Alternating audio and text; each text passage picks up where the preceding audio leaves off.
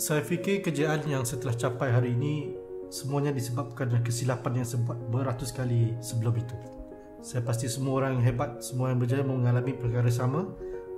Perkara-perkara yang membuatkan mereka gagal ataupun gagal untuk closing sebagainya, itulah perkara yang menyebabkan mereka terus menerus menjadi lebih sempurna di masa yang akan datang.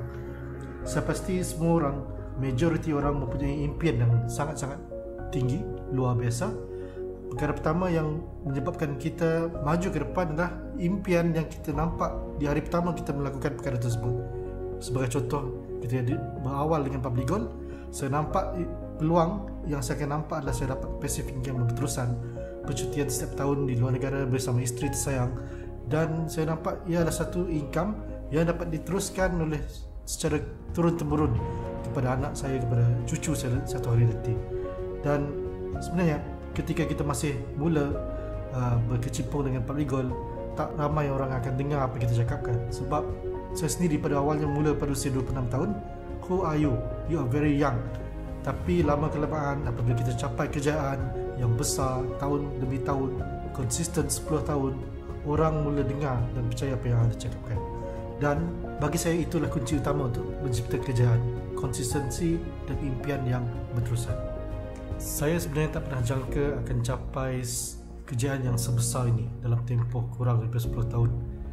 Sekarang ini saya mempunyai 35,000 orang di bawah Empire Hafizul Hakim, di bawah tagline PG All Stars, dan kami mempunyai dealer seramai 3,000 orang di seluruh Malaysia, di Brunei Darussalam, di Singapura, Indonesia.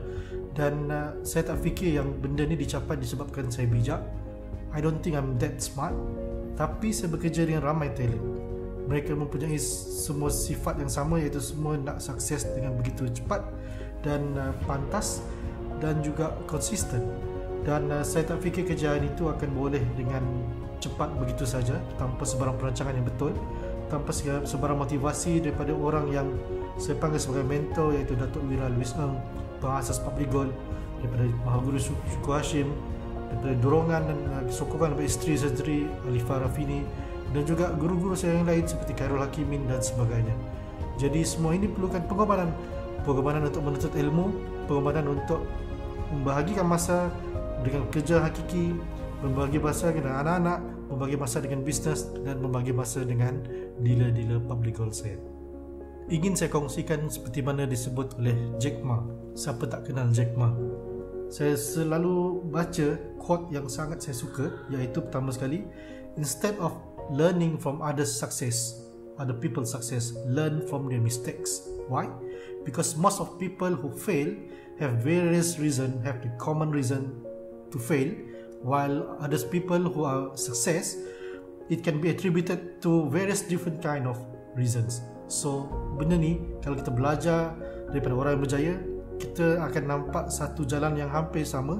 Tapi kalau kita lihat kegagalan yang telah dibuat oleh orang berjaya, kita pastinya akan belajar lebih banyak lagi daripada kegagalan yang mereka telah lakukan.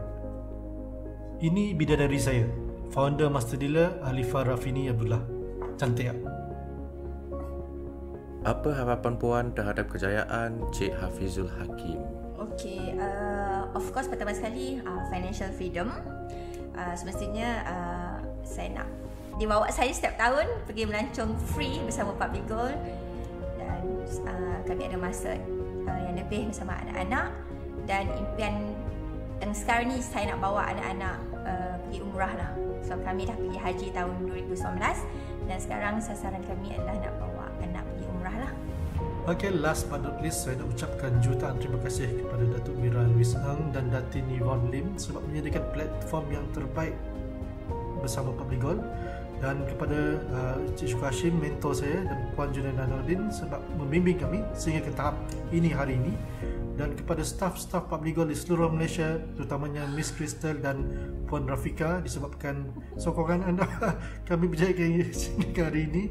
Dan kepada kedua ibu bapa saya, kedua mertua saya membantu kami dan menyokong kami selama ini, dan khususnya kepada isteri saya Alifah Rafini sebab menyokong saya sehingga berjaya sehingga ke tahap ini, dan juga kepada anak-anak saya sebab mereka understand kejayaan parent mereka, ayah mereka yang sangat busy, Dan terima kasih kepada Aaron sebab sudi masuk interview ke dalam live video saya.